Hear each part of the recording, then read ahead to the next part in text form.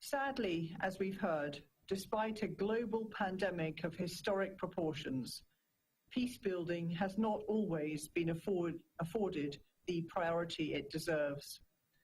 There has indeed been some progress, but implementation of the resolution continues to be mixed, as the following three examples illustrate. In Yemen, as we've heard, the Houthis failed to reciprocate the Saudi-led coalition's unilateral ceasefire offers in 2020, and the recent Houthi attack on Aden has gravely undercut peace efforts. Now is the time to rally round the UN Special Envoy's efforts to secure a lasting political solution to the conflict. The stakes have never been higher. And the humanitarian crisis, already the world's worst, is significantly worsening with the effects of COVID-19. In September, the Foreign Secretary warned that Yemen had never looked more likely to slide into famine. According to the latest Integrated Food Security Phase classification data published in 2010, 16,500 Yemenis were living in famine conditions, now set to almost triple to 47,000 by June 2021. Second, in South Sudan, sustained increases in violence throughout 2020, combined with record flooding, mean areas of the country now likely face famine or famine-like conditions. This is a catastrophe that the government of South Sudan must urgently address with international support. The 2018 peace deal remains the best chance of an end to violence and longer-term stability. However, implementation has stagnated. As such, greater coordinated international and regional pressure is needed on the government of South Sudan to ensure they deliver their commitments.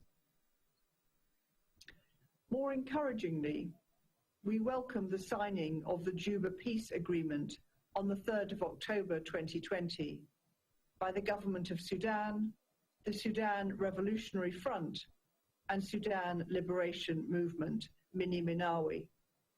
This is a crucial step towards comprehensive peace. But despite this progress, significant challenges remain here too, including intercommunal violence. The violence that occurred recently in West and South Darfur highlights the continued need for protection of civilians, which full implementation of the Juba Peace Agreement could help provide for. We encourage the signatories of the agreement to begin swiftly the process of implementation, particularly those provisions of the agreement pertaining to security arrangements and addressing the root causes of conflict. We also urge all those who remain outside the peace negotiations to engage immediately and constructively without preconditions. As we've heard, throughout 2020, we sadly saw the voices of women sidelined in peace processes. This is a grave problem, not just morally, but also because peace is more sustainable when it meets and reflects the needs of all people, men and women. The UK strongly urges the full, equal and meaningful participation of women and of youth, religious groups and NGOs in peace building.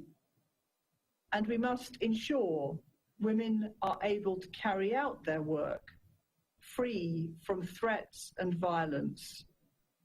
No woman should have to risk her safety to heal her community. Finally, as we know, the COVID-19 pandemic threatens international peace and security. Ending the pandemic requires equitable global access to vaccines. Yet there are particular barriers to vaccine delivery in contexts affected by conflict and insecurity. We welcome the initiative of the Tunisian presidency to do more at this critical time. And building on Resolution 2532, the United Kingdom will convene a meeting in our presidency next month to address potential barriers to vaccine access, such as ceasefires, logistics, and funding for delivery. Thank you, Mr. President.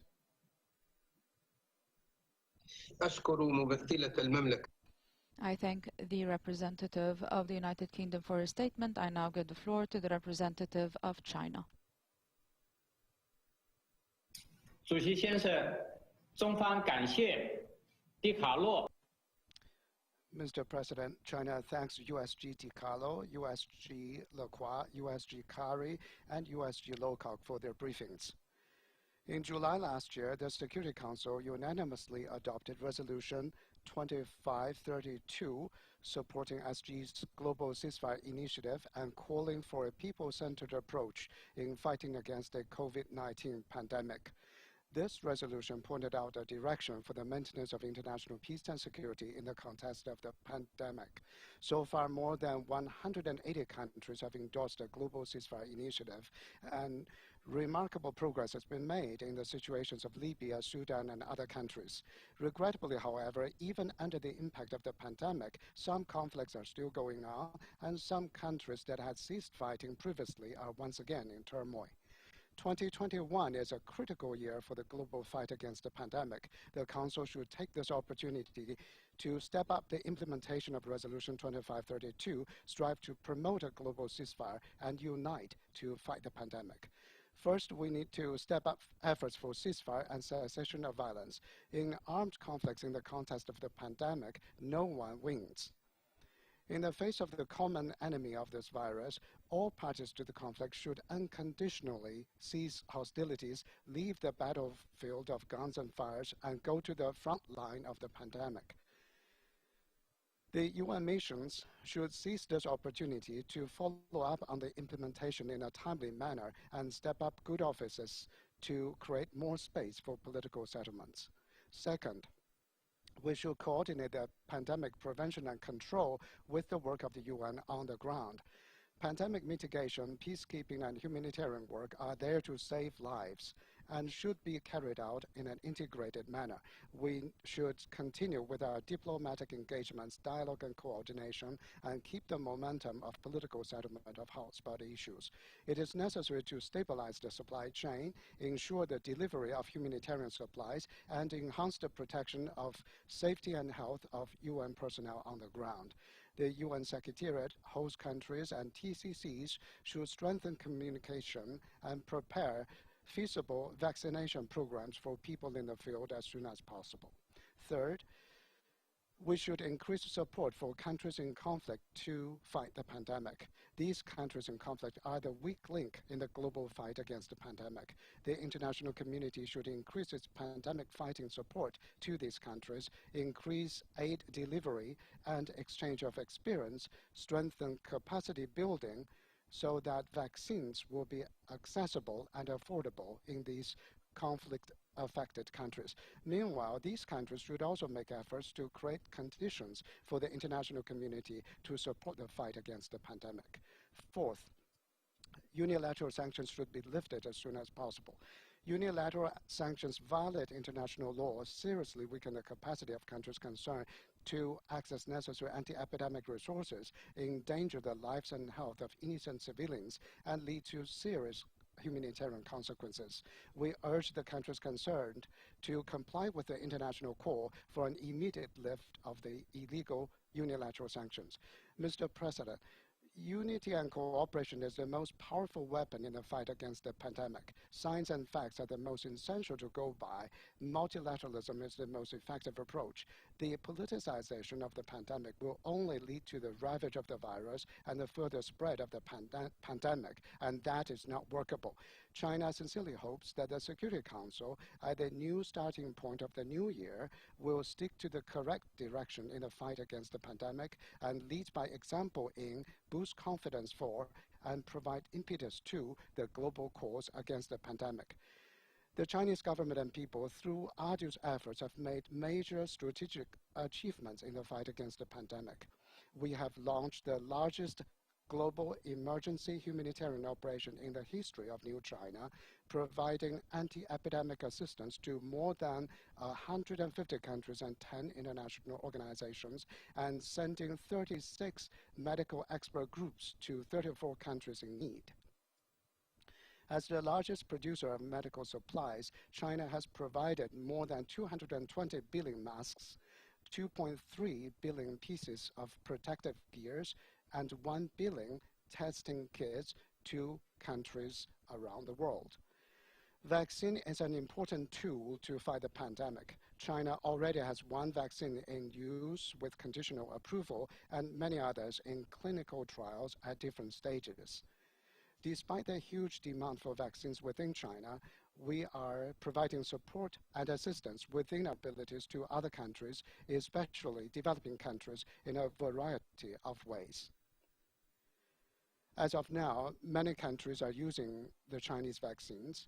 China has also joined WHO's COVAX and actively supports the G20 in promoting international cooperation on vaccines, and will continue to advance the equitable distribution of vaccines and strive to make vaccines as a public good that is accessible and affordable to people of all countries.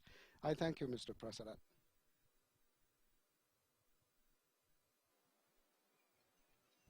I thank the representative of China for his statement, and now I give the floor to the representative of China. Sir, you have the floor. Sorry, of India. Sir, you have the floor.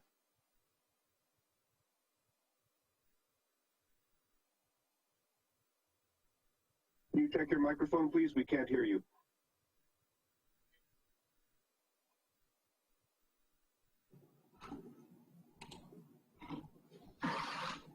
Can you hear me now? Yes, thank you.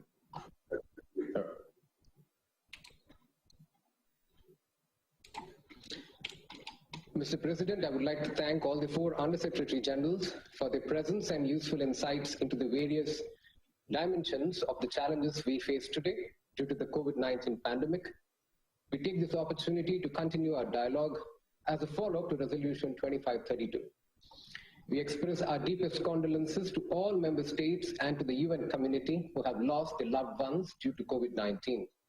We commend the work of our peacekeepers, frontline and healthcare workers, as well as humanitarian partners for assisting in the COVID-19 response plans. While the pandemic continues to rage across the world, 2021 has started on a positive note, with many countries having initiated the vaccination process. However, no one is safe till everyone is safe. Our endeavor should be to work towards making the vaccine accessible on a universal, equitable, and affordable basis. As the largest vaccine-producing country in the world, we are fulfilling our commitment to make our vaccine production and delivery capacity available for the benefit of the entire humanity. 2 vaccines have already been granted approval for emergency use in India, and almost 30 vaccine candidates are at advanced stages of clinical trials. We plan to vaccinate about 300 million Indian citizens in the first 6 months.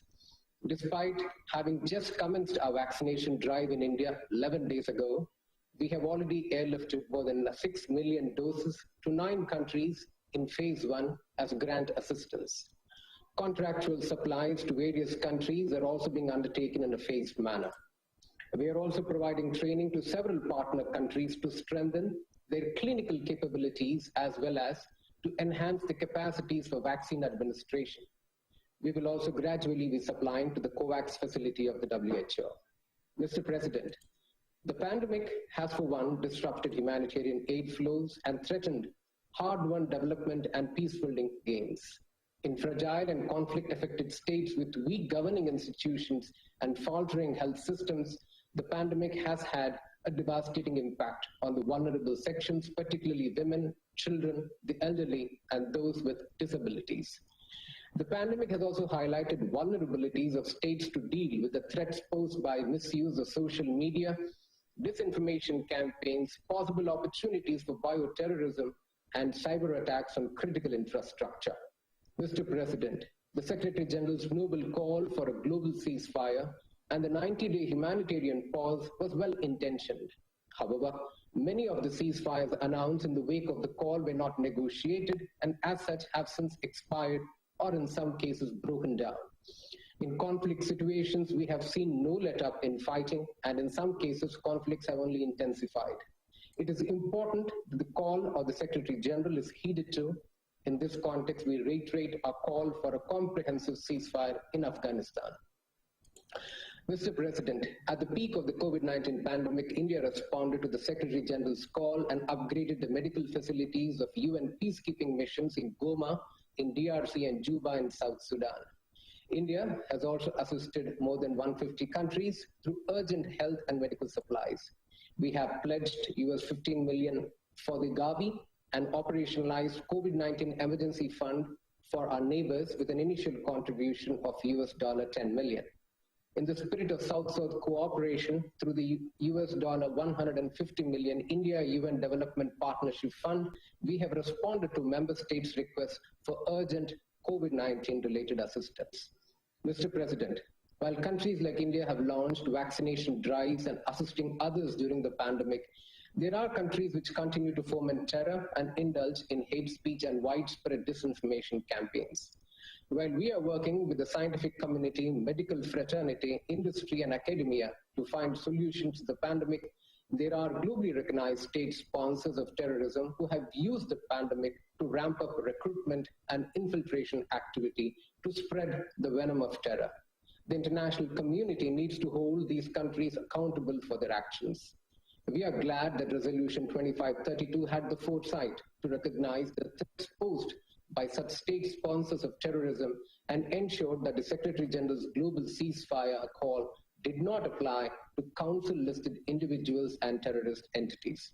Mr. President, it is heartening to note that despite the numerous challenges to our peacekeeping missions due to the pandemic, peacekeeping missions have adapted and updated their contingency plans to ensure the safety of their personnel and protect their capacity to continue critical operations, thereby continuing to deliver on their mandates.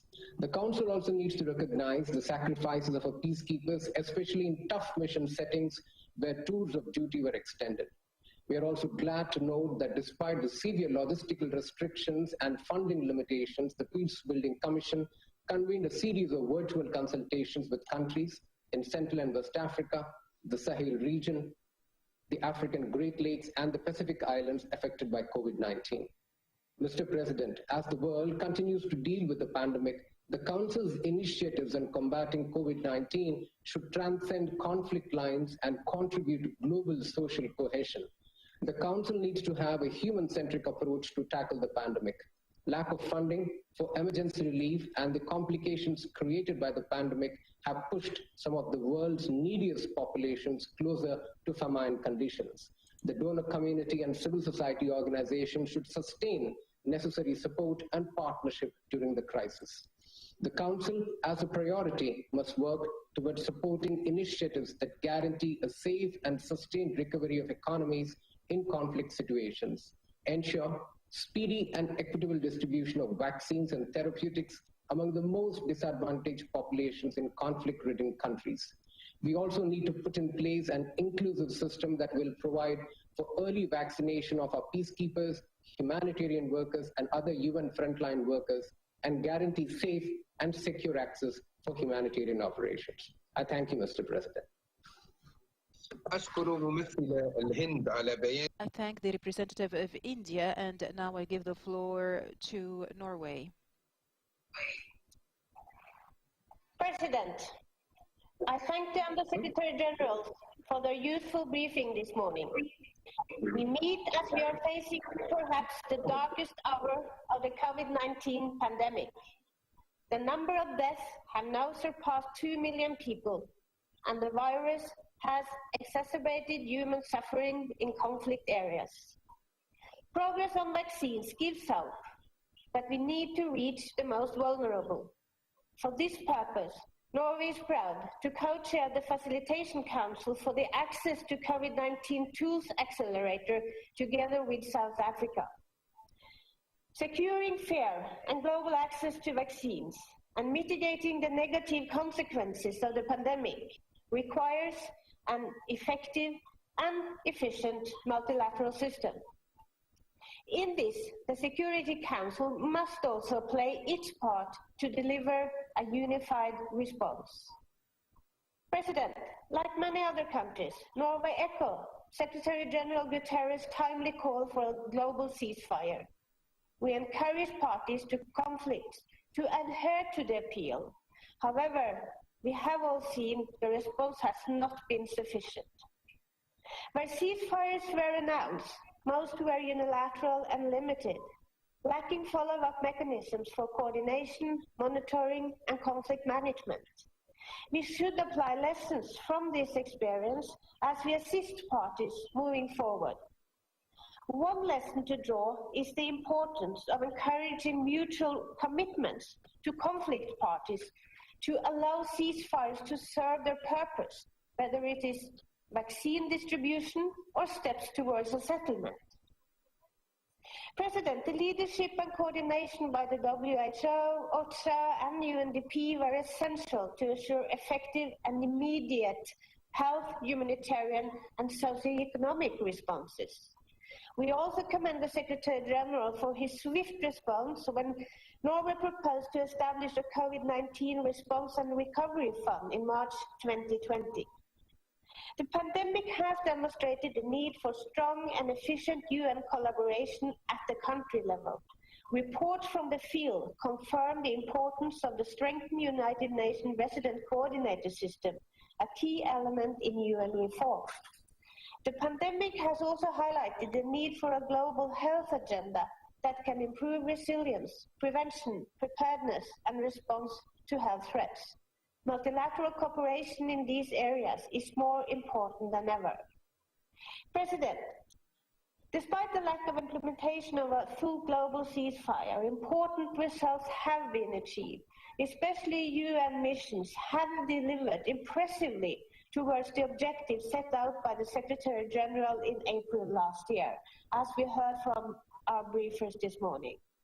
Their efforts should continue to support national authorities, protect UN personnel, mitigate the spread of the virus, and assist in the protection of vulnerable communities while ensuring operational continuity.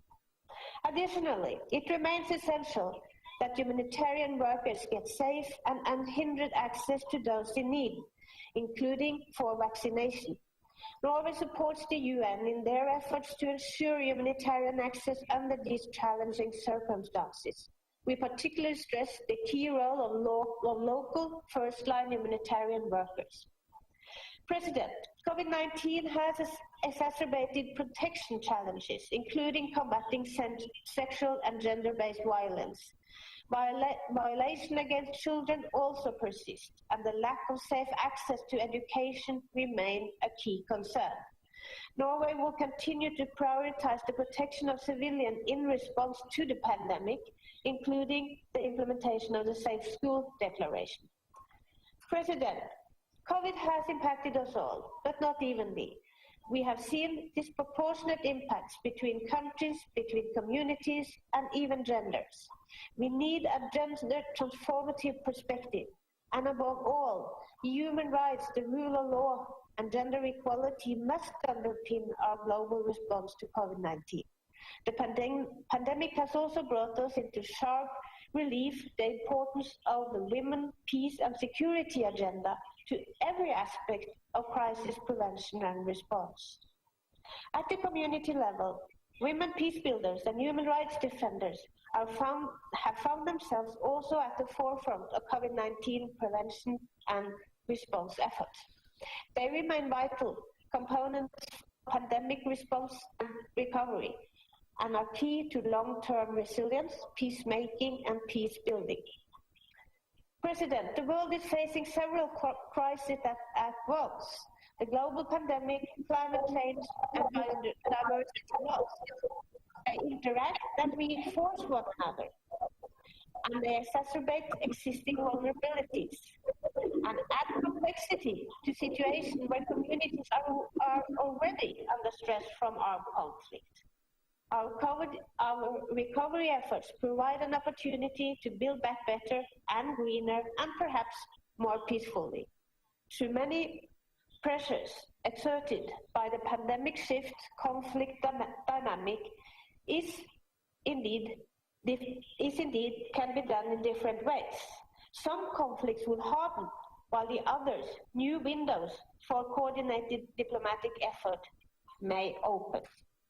It is our duty as the Security Council to closely watch these shifting dynamics, to coordinate efforts and facilitate humanitarian access and peaceful resolution of conflicts when possible. Thank you. أشكر ممثلة النرويج على بيانها وأعطي الكلمة الآن إلى ممثل الولايات المتحدة. I thank the representative of Norway for her statement, and I give the floor to the United States of America. And thank you to Tunisia for convening today's discussion on the COVID-19 pandemic and for the leadership you have shown on this critical issue. It has been over a year since the world became aware of this terrible virus, and none of us have been spared its impacts. We expressed profound sorrow for the deaths, illnesses, and economic devastation that have occurred as a result of this horrible pandemic. Mr. President, on behalf of the United States, I want to express our deepest condolences to the members of this UN community who have lost loved ones and colleagues to the pandemic.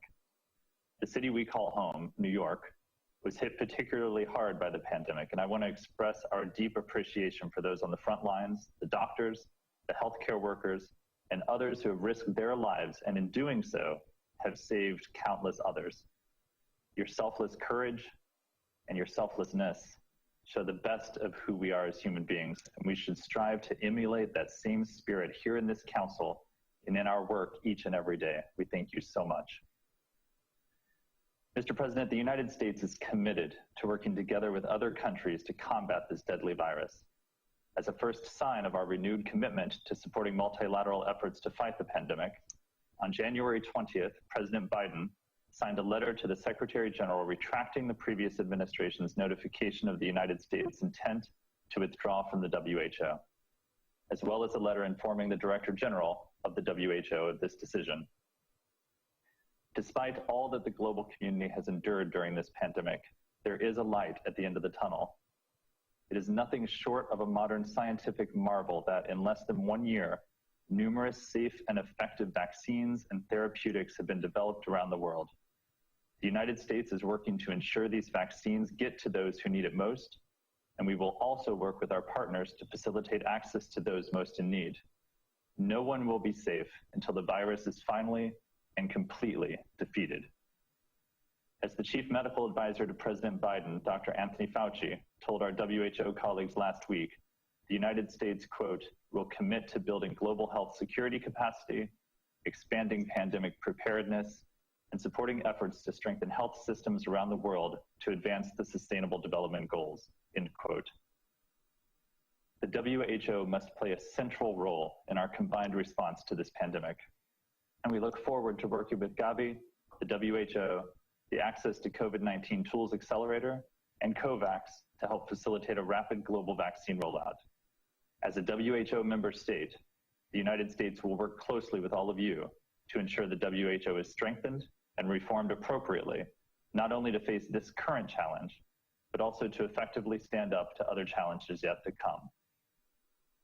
Mr. President, the language in Resolution 2532 remains as relevant and critical now as when it was adopted in July 2020. Conflict-affected countries, weakened by war and violence, remain highly vulnerable to this virus, particularly as COVID-19 becomes more transmissible. Public health officials must have the space and safety needed to continue fighting this virus, to provide affected populations with accurate and factual information, and to deploy vaccines, diagnostics, and therapeutics.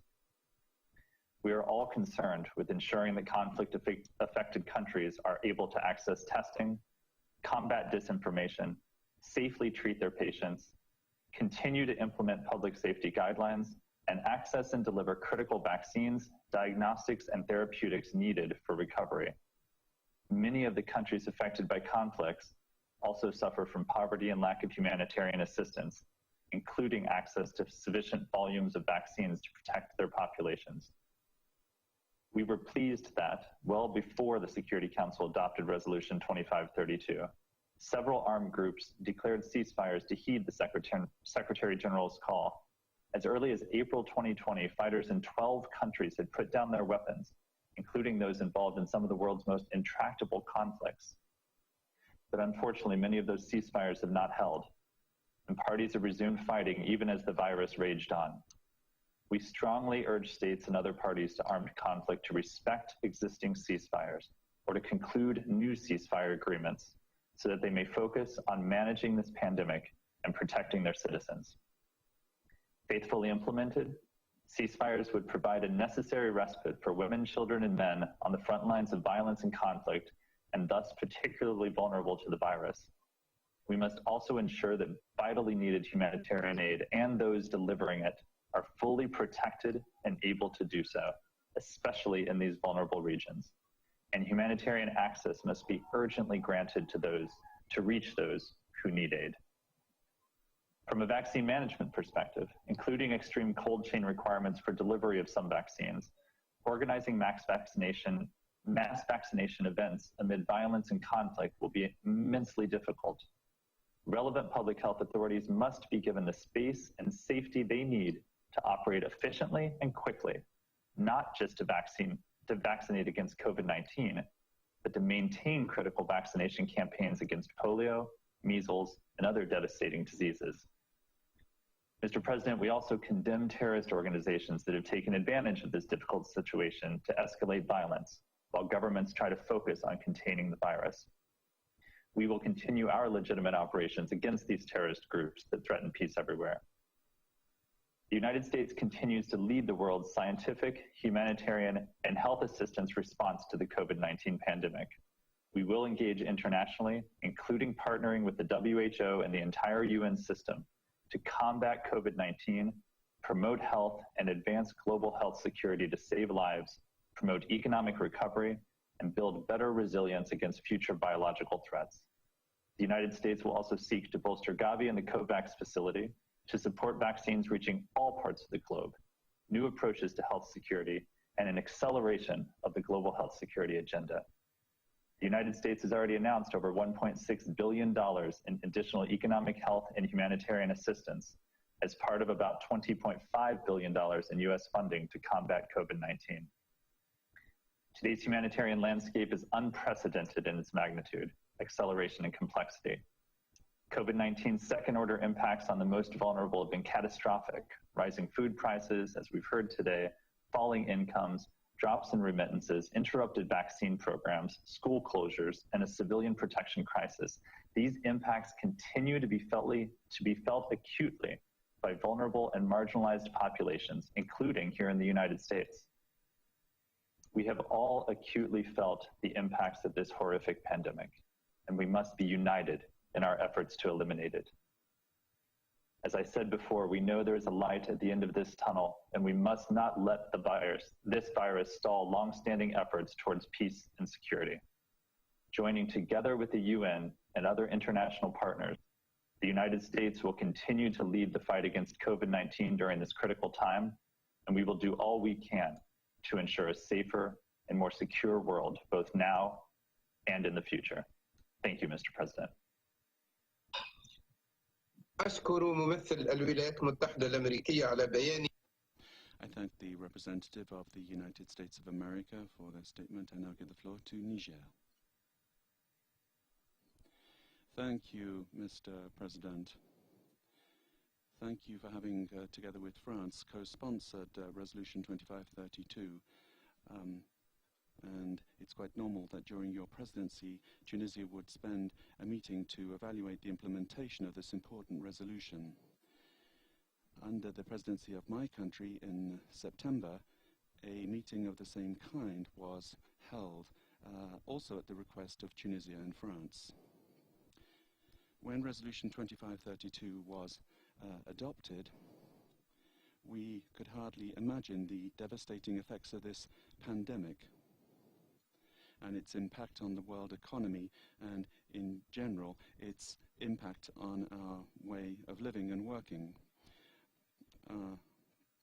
Unfortunately, the beginning of this year resembles to a great extent last year, with a second wave of the pandemic, which is more deadly and virulent and which spreads more rapidly. Allow me at this stage to thank Madame de Carlo and Monsieur Lacroix and Mr. Carré for their complimentary briefings that shed light on the various facets of this pandemic. Mr. President, despite the enormous difficulties that countries, rich and poor, large and small, are facing, we nevertheless have hope thanks to the excellent pharmaceutical work that's been done, namely the discovering of vaccines which are now beginning to be distributed and implemented.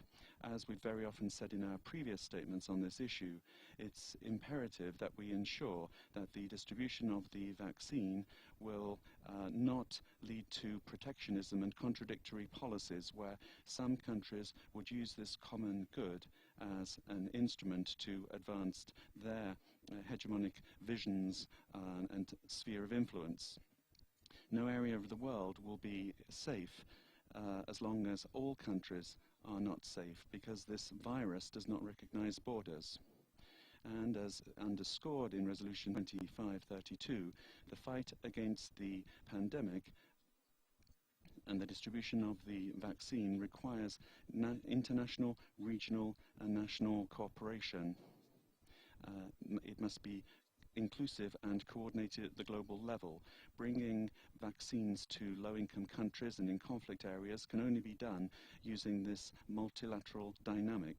In that regard, the heads of state and government of ECOWAS, during the summit that they just held on the 23rd of January, implemented a process for supplying vaccines through the COVAX WHO initiative, basing themselves on initiatives already taken by member states and by the international community, with a view to guaranteeing the availability of vaccines in sufficient quantities in accordance with the NIAMI recommendations. They also stated that the vaccination campaigns should begin at the latest at the end of June. And also a fair distribution of the COVID-19 vaccine is important. In that regard, my delegation feels that vaccination campaigns against other serious diseases should be resumed that have been interrupted. Because otherwise more than 80 million children under 1 year old are being subject to diseases if they're not vaccinated. And there are many other challenges as well, such as security and the recurrence of humanitarian crises. Mr. President, apart from being a health crisis, the COVID-19 pandemic has become a polypandemic, as it's been called, threatening progress in development for decades to come, and making certain states even weaker, and could be a catalyst for regional conflict in the Sahel, a region where climate change is having an impact on population. The pandemic has added a new layer to the already disastrous situation, given the fragile health systems in those areas. Those people, therefore, are now particularly vulnerable to new diseases. Today, we're seeing an increase in the level of food insecurity in this region, as well as in a lot of other areas, particularly Afghanistan, the Democratic Republic of the Congo, Haiti, South Sudan, or Yemen, to quote just a few. Given this complex situation, more than ever before, we have to heed the Secretary General's call and the call of the WHO leader to pay all due attention to the conflicts on our agenda as we see this pandemic. We need to focus on distribution of the vaccine, and we must ensure that it can be safely transported, quite apart from any political considerations. And unilateral sanctions, which would act against that dynamic, must be lifted. It's in that way that we can contribute in the future to helping populations in need, including women, children, refugees, the aged, and others with disabilities. We'd like to thank the Secretary-General, who, through the various reports to the Council, has shed light on the impact of this pandemic on countries in crisis, as well as on the capacity of peacekeeping operations and special political missions to fulfill their priority mission in a particularly trying situation, at a time when healthcare workers and humanitarian workers are spearheading the fight against the pandemic and its consequences. In conclusion, I'd like to pay particular tribute to these men and women who day and night are working to help others, very often at the peril of their own lives. I thank you, Mr. President.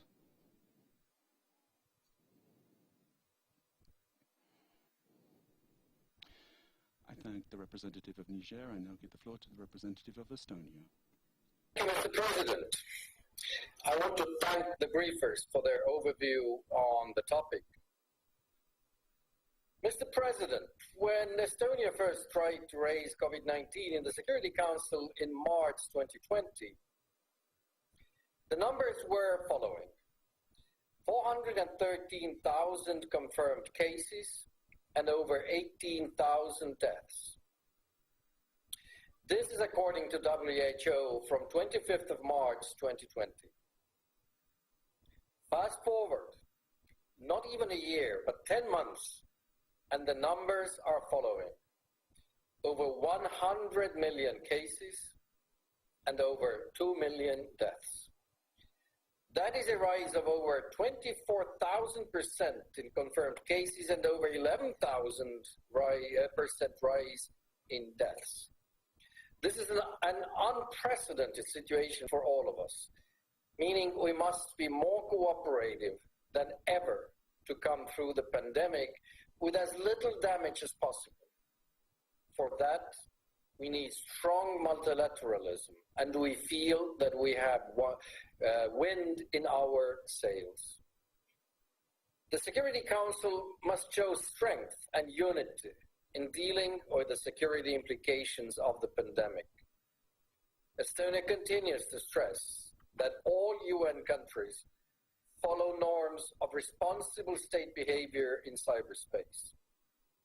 During the fight to the pandemic, most of the resources must go into tackling the virus, not attacking health organizations and citizens online.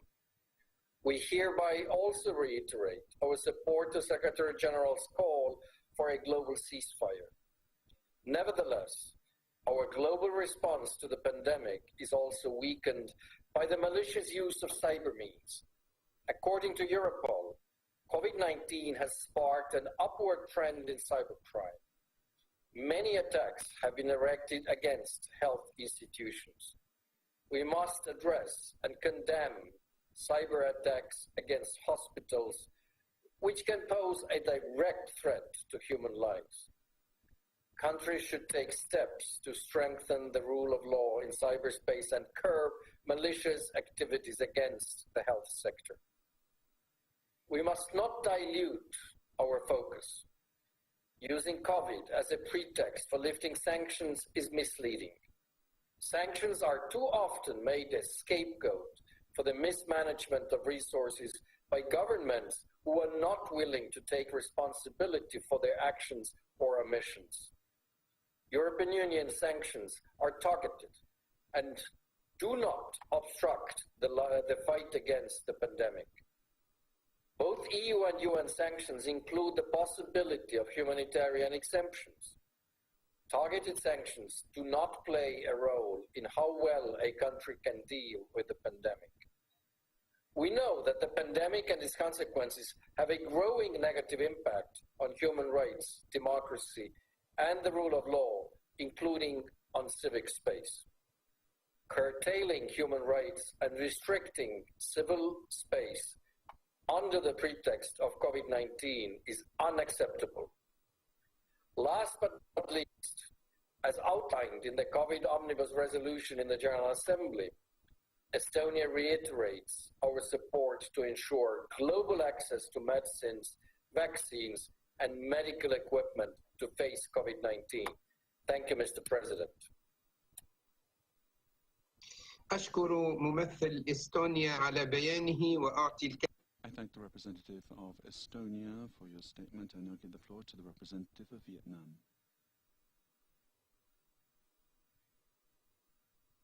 Thank you, Mr. President. I would like to thank USG DiCarlo, Lacroix, Carre, and Lowcock for their comprehensive briefings. Mr. President, the unanimous adoption of Resolution 2532 was a landmark action of the Security Council. Yet the resolution is not an end in itself. Monitoring its implementation is no less important. One of its key purposes was to support the Secretary General's call for a global ceasefire. As briefers have highlighted, the ceasefire has been observed in some situations. Several elections and referendum process have been resumed. However, in many corners of the world, ceasefire commitments have not been observed. Conflicts and violence have continued or even intensified. The resolution also recognizes the significant threat of the pandemic to international peace and security, including by exacerbating humanitarian situation, endangering the peace building and development gains. As we can initially assess,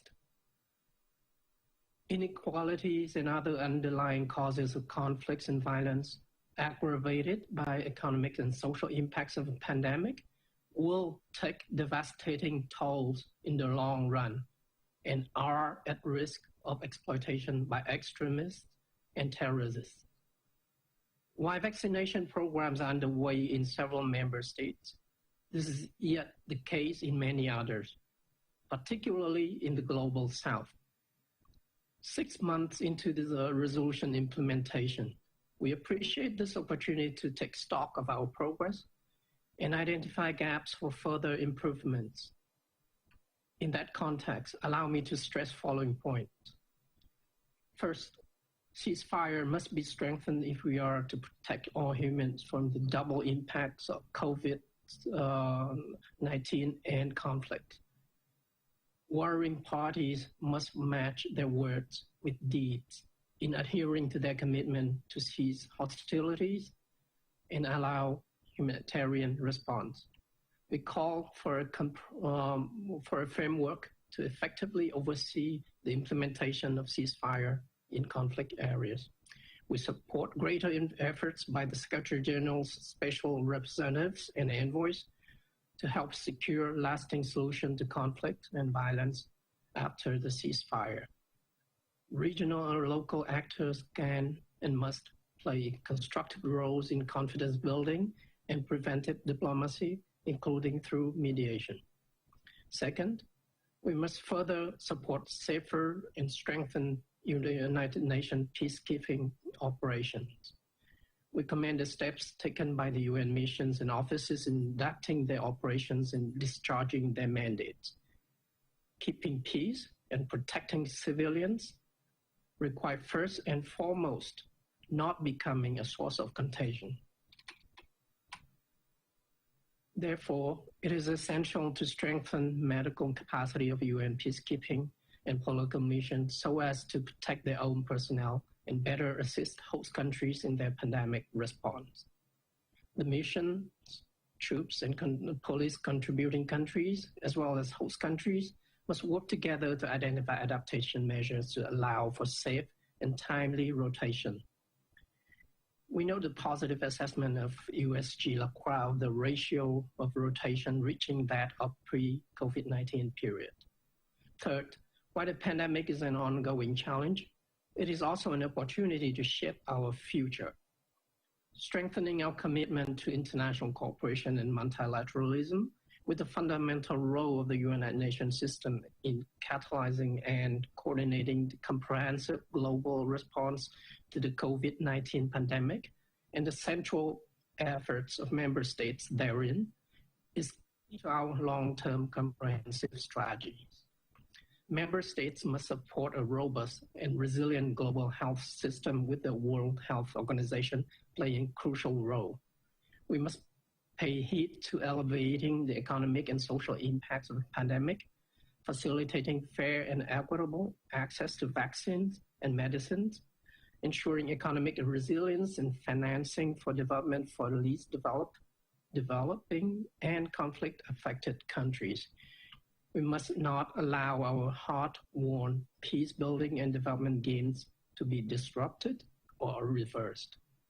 In closing, Mr. President, Resolution 2532 is the first step in recognizing the immediate danger of COVID-19 pandemic to the international peace and security and our collective action. Its effective implementation and the above long-term issues require comprehensive and strengthened follow-up, including through appropriate updates and further guidance. The people in countries in situations of armed conflicts or affected by humanitarian crisis look to the Council for its continued unity, solidarity, and leadership. We must not fail them. I thank you. أشكر ممثل فيتنام على بيانه وأعطي الكلمة. I thank the representative of Vietnam for your statement. I now give the floor to the representative of Mexico. Mexico would like to thank the Tunisian presidency for addressing this agenda item. Similarly, we thank all of the USGs for their very informative briefings. We commend the leadership of Tunisia and France in ensuring the adoption of Resolution 2532 on an immediate global ceasefire in light of the pandemic caused by COVID-19, which we are following through on today. We reiterate Mexico's unwavering support for this resolution and the appeal of the Secretary General for a humanitarian truce, which has not been achieved in all cases. We must renew and bolster the Council's commitment to this common goal. Threats to international peace and security are multidimensional and they are constantly evolving. This pandemic has created an unprecedented disruption in all areas, and it has been exacerbated in conflict and post-conflict situations, even though this problem originated in the field of public health. As we have seen, it has spilled over into other areas. The pandemic has seriously undermined the economy and finances. It has eroded policies. It has shed light on the unacceptable existing inequalities, and it has put multilateral institutions to the test, and it has become, in essence, a matter of international security. Leadership and the collective commitment of the Security Council, beyond our natural and welcome differences, is essential to strengthen unity and coordination in the United Nations in order to mitigate the toll of COVID-19 in conflict situations and to contain the growing deterioration in some situations, namely instability and violence. We must bolster measures adopted in order to guarantee the ongoing work of peace missions and special political missions undertaken by the United Nations. The entire world has witnessed how the pandemic has further exacerbated existing challenges in terms of insecurity, violence, inequality, poverty, unemployment, healthcare services, including mental health care, human rights, and democratic governance, to mention a few. In addition to that, we have the complex environment which has led to misinformation. This is a new challenge, and its consequences have been underestimated. It distorts the facts, it creates mistrust, and it disrupts strategies designed to respond to the pandemic. We are convinced that Resolution 2532 was a step in the right direction, but it should have been drafted earlier. We now must redouble our efforts to continue to strengthen global actions to promote post-pandemic recovery. And this is where the Security Council must play a more active role in order to guide our efforts to find solutions and to take an approach to take account of a number of issues to build back better. The UN's priority to overcome the current crisis, which has an impact on international security, must also take account of universal access to vaccines. We must make sure that vaccines, medication, and any essential medical supplies reach everyone without exception. This needs to be said whenever necessary, because it is true that no one will be safe until we are all safe. Therefore, Mexico welcomes the recent decision taken by the United States to join COVAX, a multilateral effort involving more than 170 countries in order to promote and make international cooperation more effective to ensure fair access to COVID-19 vaccines, and which is in line with Resolution 74/274 introduced by Mexico last April. That resolution was co-sponsored by 178 countries and was adopted by consensus in the General Assembly.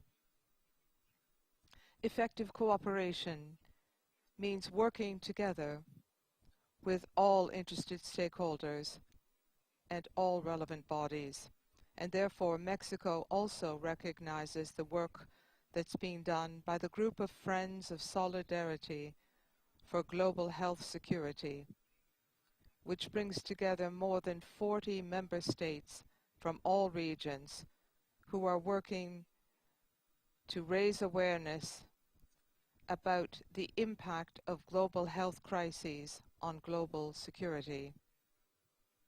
To ignore that dimension is to shirk from our current responsibility and, even worse, our ability to tackle future pandemics.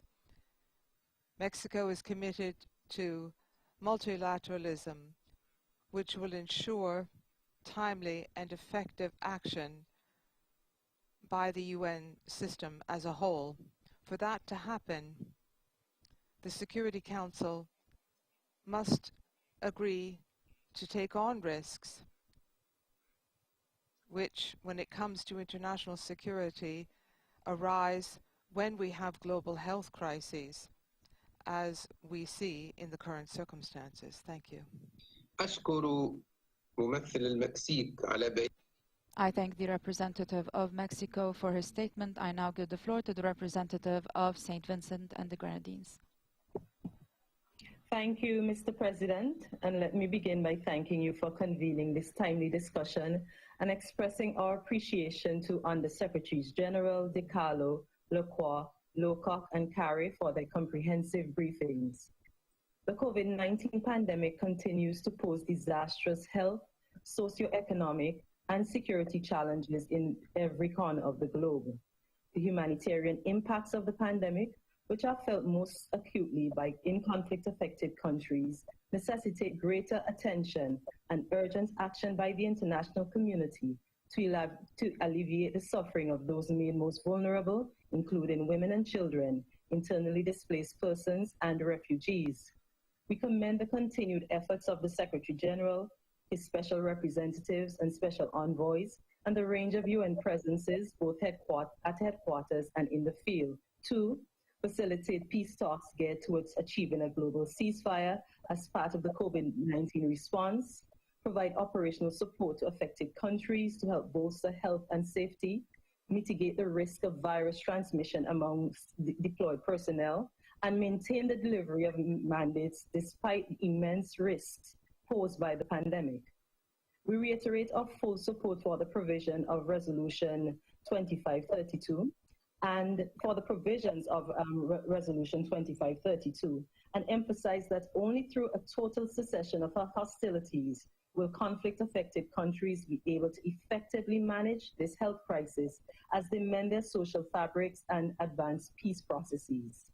In Libya, Sudan, and South Sudan, although the peace processes are still delicate, the positive overall developments stands as testament to the ongoing commitments of UN personnel, both uniformed and civilian, to achieve sustainable peace.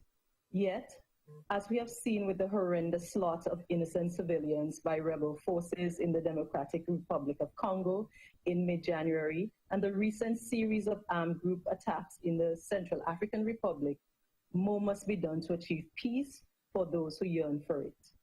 If we are to successfully address the simultaneous challenges of COVID and conflict, greater political will, scale up humanitarian and developmental assistance, the full respect for international law, including humanitarian law, and earnest efforts towards pursuing dialogue, compromise, and reconciliation are all required. As vaccines are rolled out to combat the disease, we must also spare no effort to ensure that they are equitably available to all, including conflict-affected and least developed countries. In this regard, our delegation calls for greater financial support to the COVAX facility to strengthen the global immunization campaign against COVID-19. In addition, we need an enforceable international rules-based compact between all countries and major pharmaceutical companies to deliver universally and affordably COVID-19 vaccines. St. Vincent and the Grenadines reaffirms its support for the World Health Organization's key coordinating role in ensuring safe and effective vaccine distribution. We also underscore the firm partnership between the WHO and the African Centers for Disease Control and Prevention, which highlights the importance of strong cooperation at the regional and sub-regional levels, not only for traditional security issues, but also the entire spectrum of the peace and security, development, and humanitarian nexus. In closing, Mr. President, we reiterate the importance of an integrated and coordinated approach with all organs of the United Nations, its relevant specialized agencies and programs, member states, and other important stakeholders, such as international financial institutions, work together systematically address the variegated challenges and dimensions of COVID-19. As we seek to recover from this pandemic, let us seek to advance peace and justice for all in accordance with the 2030 Agenda for Sustainable Development. Let us remember that unless everyone is safe, no one is safe. I thank you. I thank the representative of St. Vincent and the Grenadines for her statement. I shall now make a statement in my capacity as the representative of Tunisia. At the outset, I would like to thank Undersecretaries Generals Ms. De Carlo, Mr. Lacroix, Mr. Carré, Mr. Lowcock for their valuable briefings. Tunisia, since the beginning of the pandemic, warned of its direct impact on international peace and security. And through our president, we called on the Security Council to shoulder its responsibility to address its impact.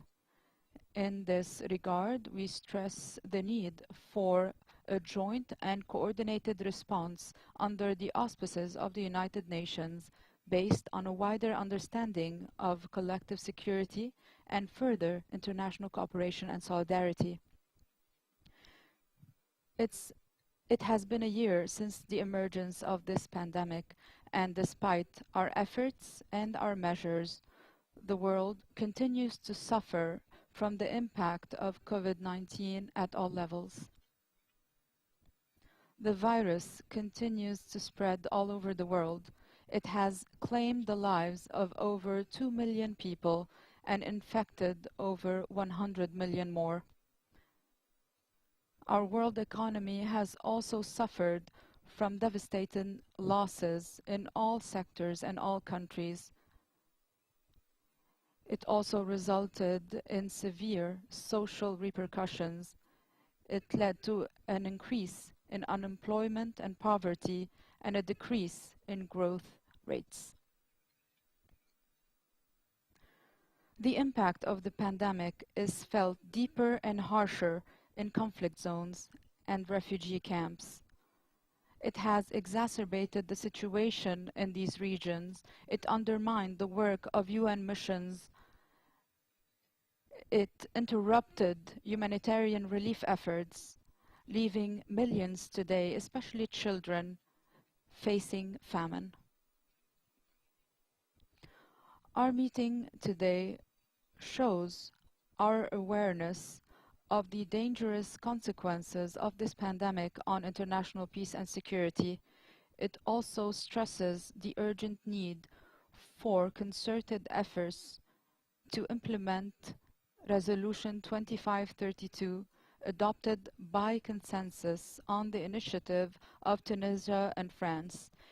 This resolution represented a milestone in the work of our Council and in strengthening our joint international understanding of the nature of this unprecedented challenge facing our world today. This pandemic could further complicate matters in conflict countries. It could fuel tensions. It could fuel conflicts around the world. It could generate new crises that threaten international peace, security, and stability, with devastating consequences on all our countries without exception.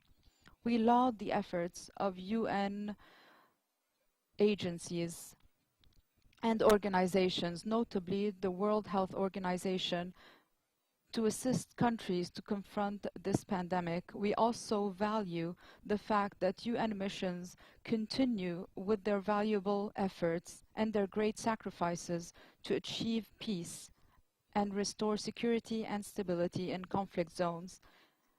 They also continue to assist local governments to confront this pandemic despite the many difficulties. In this regard, we also reaffirm the urgent need for a global ceasefire.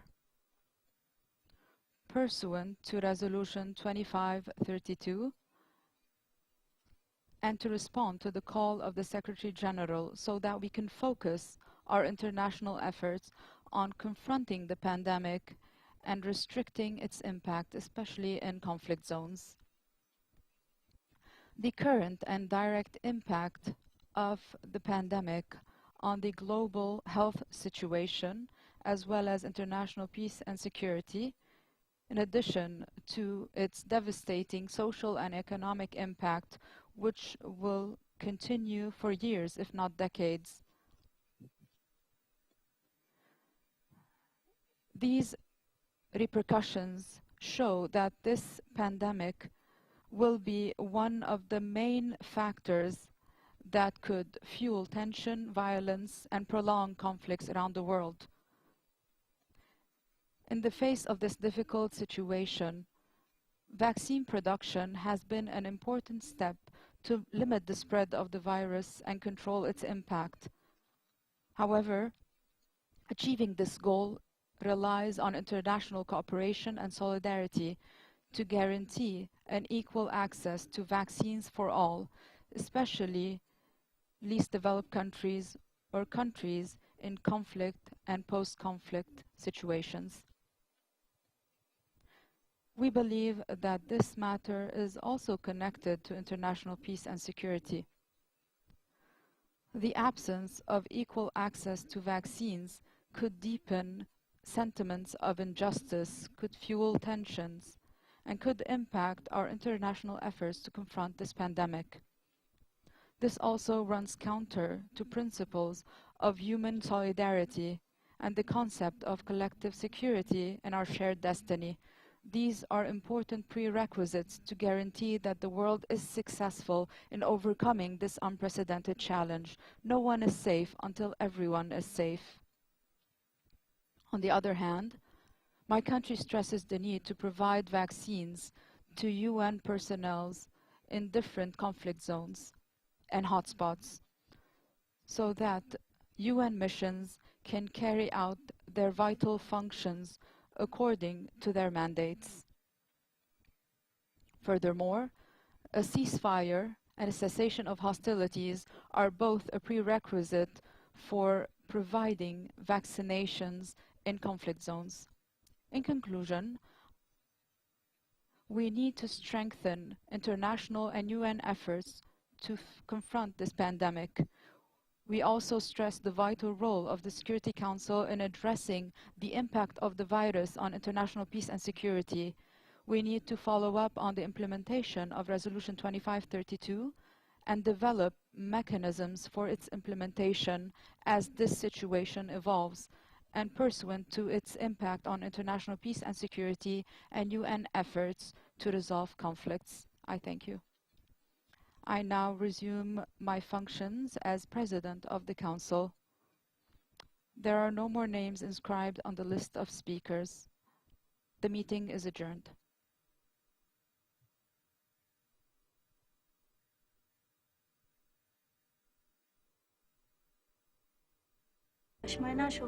سینهای مبود سینجگاه بودیم که سینهای مبود به مبتم ببر به غذا برگیریم باقی من جیان تا بود بری کل که دخترم خوب شده تا شد بود نخی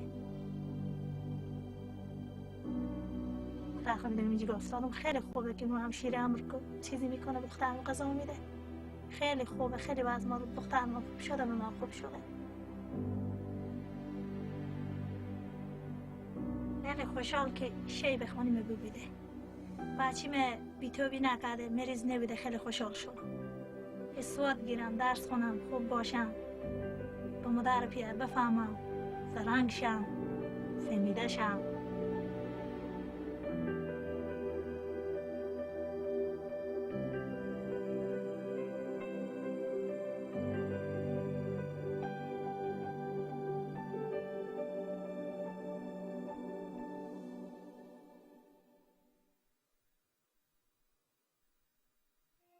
سفتم پیش بودک رفتم پیش این دکان باز انتحارش چی افتادم باز در چشم خواست کردم در شبخانه بودم چی گوشم اوگار شد سینه اوگار شد خیم اوگار شد گوش مشکل داره گوش حالم خیلی صدا میده دیگه دردم داره سینه نام درد داره پای نام درد داره دو سه پرزه به پای نام مانده خیلی سر اعصابش بد تاثیر من از صدای جیغ میزنه گریان میکنه که مادر چی درسای خوانده نمیتونم سرم درد میگیره گوشم درد میگیره دکترها گفتن که عملیات میکنم دیگه وقت اقتصادی ما کم بود پولم نداشتیم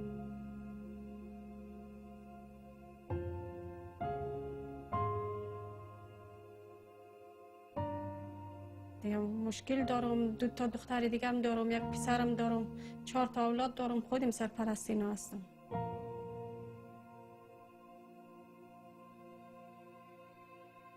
کجا حالی زیاد نمارم نخونه هستم چیزایی دیگه بازی کنم با بچه ها برم هر جای تو بازی میکرد باری نمونم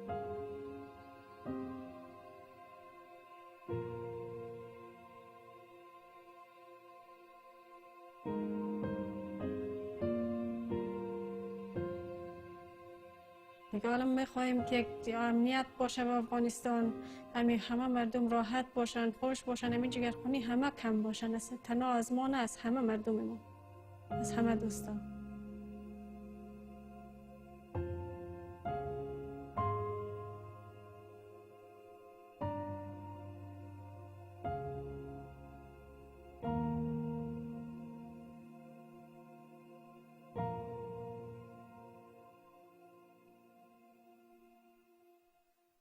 Dear society, you've always told me that I am not good enough, that to be truly happy, I should plaster my face with chemicals, but not too much, just enough to deceive. We Are Enough is my open letter to society where I'm calling out all the stereotypes, all the labels, all the hypocrisy that girls have to face on a daily basis. The media paints this image of this perfect girl, how we should look, what we should do, how we should act, and so I really wanted to make a video that brings awareness about what girls have to go through, and basically saying that we are enough and we need to have that self-love. We shouldn't look for that acceptance from society or from anyone else.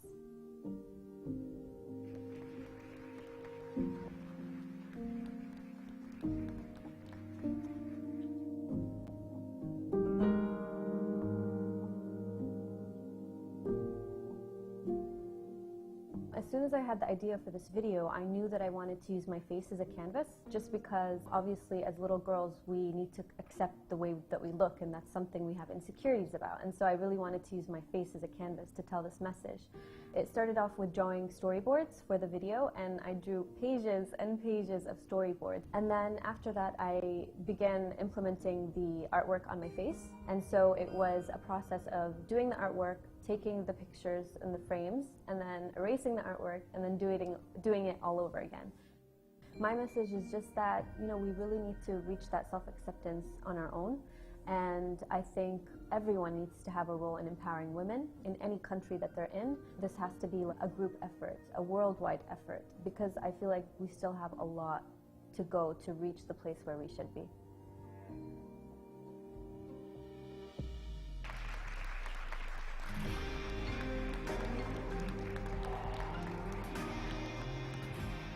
Essa ideia de falar sobre xenofobia foi muito fácil porque eu sou um nordestino que mora no Rio de Janeiro.